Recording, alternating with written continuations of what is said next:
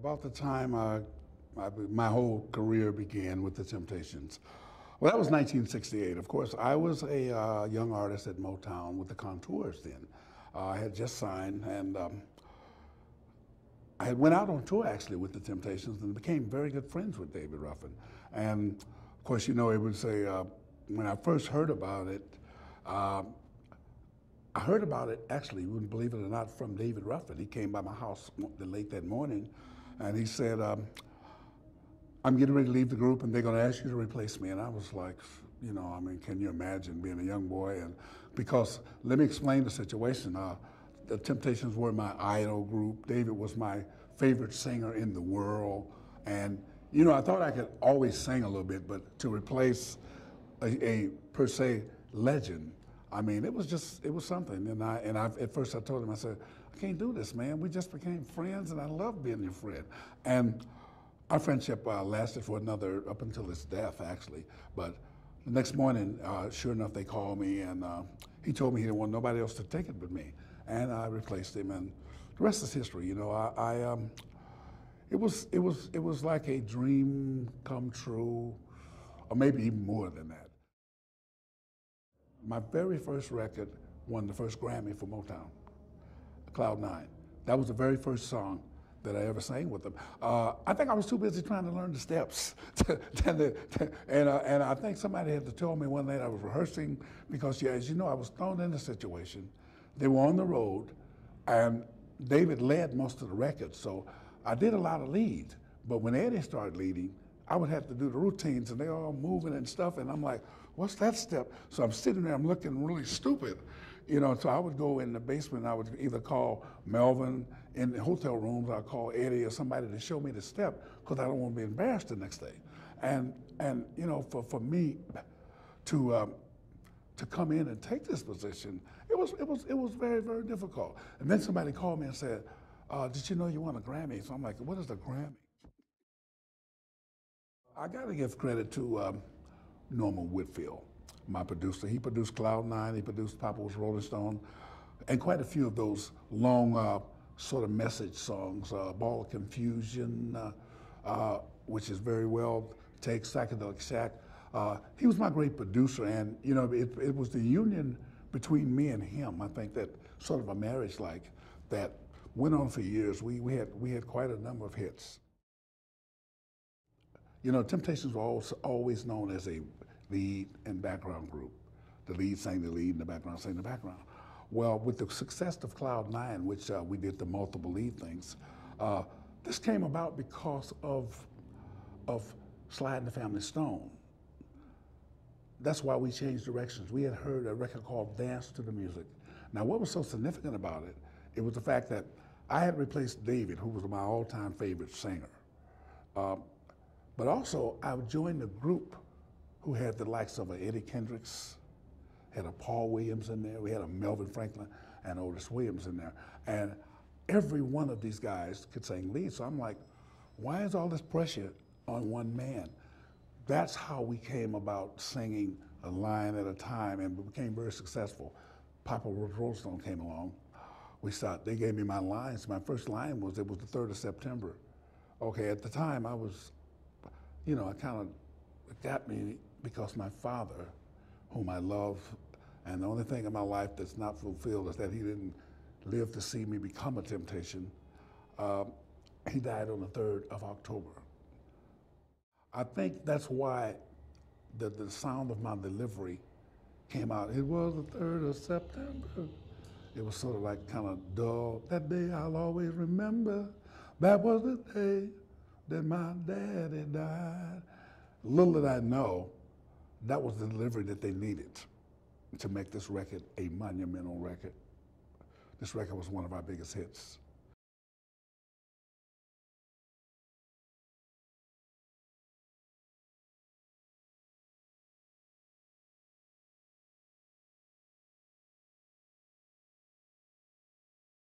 I Will Survive has been dubbed the female national anthem, and it's a great song for me as well as for my public because it's taken me to so many countries and to so many different kinds of people, and has given me an opportunity through that song to bring hope and encouragement and empowerment to men as well as women and young people also. The song came out in the late 70s, as a matter of fact, in 1978. And it was a time of fun. To sum it up in a word, it was a time of fun. We were having great fun, and some people took it to excess, and I had my excesses along with everyone else. But it was a great time of fun, and it was the music, disco music, brought about a sort of camaraderie between strange bedfellows. People of every nation, every race, every age group. And it was just a really good time in my life, and seemingly in the life of just about everybody who was into the music. I think it's important that PBS make this kind of a music show because it's history. And it gives young people an idea of what was going on, where the music that they're listening to came from, where it evolved from, and it gives people of a more mature age group an opportunity to reminisce and be nostalgic. And it kind of brings us together, the two age groups, because we realize that music is music, and it really doesn't have to stay in one age group. If it's good music, and it will transcend time and age. I'm doing a song on the show called I Never Knew. It's a new song from my new album, I Wish You Love, on Logic Records. It's I Never Knew is a love song. One of the first ballads I've ever had released as a single, and I'm very happy about that because I'm all about love. And this song talks about a young lady who is a little bit wary of love, but has realized recently that the young man she thought was just a friend is someone whom loves her and whom she can love and trust. This is a story we all wish was a part of our life at the time that we're not in love with somebody. And the rest of the songs are all about love on the album, about love of oneself and love of life and romance and all that kind of thing. Lots of great up-tempo dance songs, a few lush ballads, and some mid-tempo songs. And I think it's my best work to date.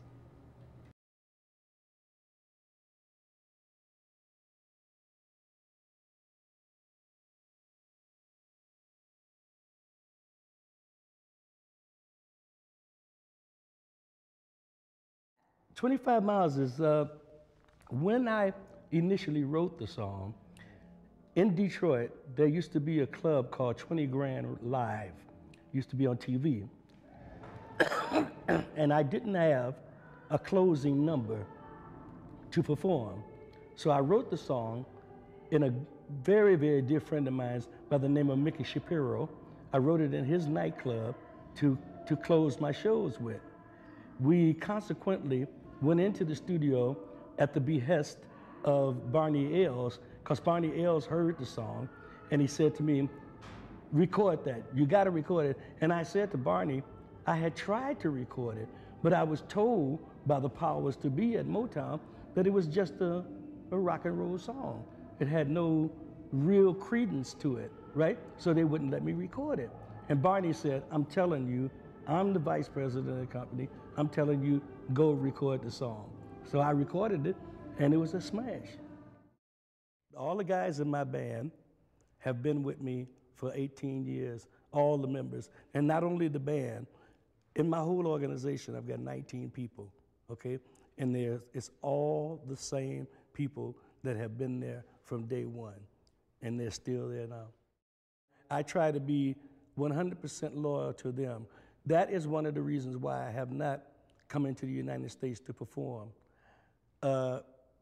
Every time I've been approached to come to the States, it's been with the idea in mind of coming to the States and using American musicians, which is, I have no qualms whatsoever about American musicians because they are amongst some of the best musicians in the world, without a doubt. But my guys have been with me loyally for 18 years. And I've always promised them that if I ever got the opportunity to come to the States to work, I'd bring them with me. Because I would like for them to see the United States through my eyes, if you understand what I'm saying. I mean, I would like to, in the United States, there are 3 different tiers of echelon. There is the bottom run, there's the middle run, and there's the top run. I would like to think that I'm somewhere between the middle and the top. So therefore, the respect level that they would get as musicians would be paramount. They would be appreciated for what they are.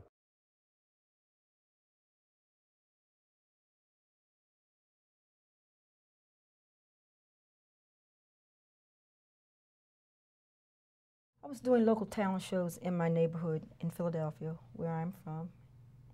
And I was going to Catholic school, and I had a friend.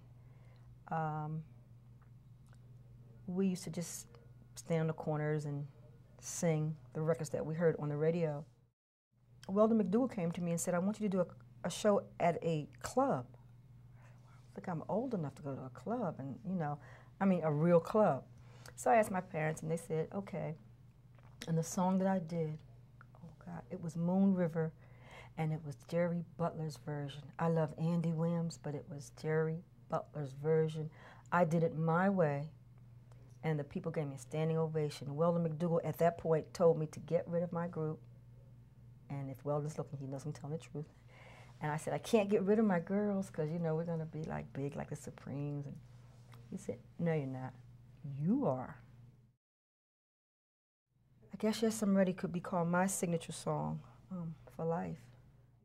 Yes, I'm Ready really was an inspired song. There were so many pioneer artists that I listened to as a child coming up or as a youngster coming up. I was born and raised in Philadelphia, and radio back in Philadelphia that was the main thing back in the early 60s. We would have transistor radios where you put the plug in your ear. So I listened to more male singers than I did females. And some of my favorite male people were Curtis Mayfield, Jerry Butler. And I would listen to these gentlemen and listen to their phrasing. And so one day I was about 18 years old, and I sat down and wrote Yes, I'm Ready. The opening lyric is, I don't even know how to love you. I figured there were other teenagers that were my age that were probably making love, but really we didn't know what we were doing, if in fact that was happening. I'm still in awe of this whole thing, every time I perform, every time I see my colleagues,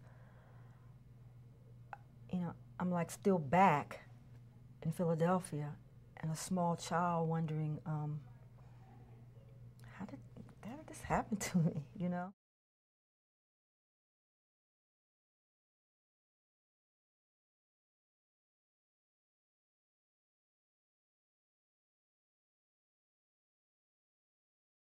Jay Cousin Brucey backstage here with one of my very favorite groups. Matter of fact, I just played this song on the air a couple days ago on CBS FM. Amazing, amazing. Now, you guys have not been in the studio for a while. There's a new CD coming, right? Yes. You really personify the importance of a record or what a record can do for somebody's life.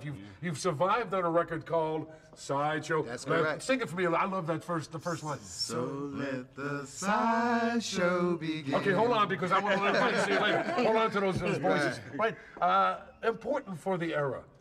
It came out in the 70s. Yeah. What did it actually mean? It gave me an emotional feeling. We had Yes. what was it about? Boy. It was at a time, when there was a lot of bad things happening with the war in Vietnam.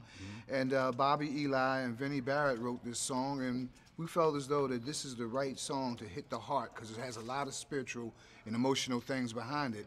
And we're still singing to this day that song. And plus we wanted to make a song that was like universal, that could fit with everybody. It didn't matter who you were, ethnic background or whatever. True. This was a song made for everybody. It's dealing with love. Well, and obviously you hit the right note because this chord has been around for a long time. And listen, good luck with the new stuff and good luck on stage. Thank you. And then let me sing with you. Come on, Ready? Let the sideshow begin.